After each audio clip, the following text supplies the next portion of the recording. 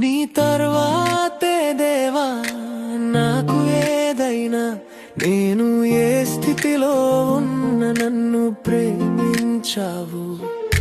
నీలాంటి ప్రేమను ఇలాలోని చూడలేదయ్యా.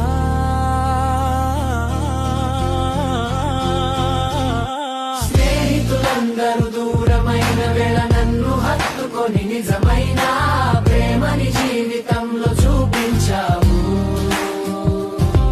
నా రోజువారీ ప్రయాణంలో తోడుగా ఉండి సాతాను పెట్టి కీడుల నుండి తప్పించి నాకు విజయమనిచ్చావు.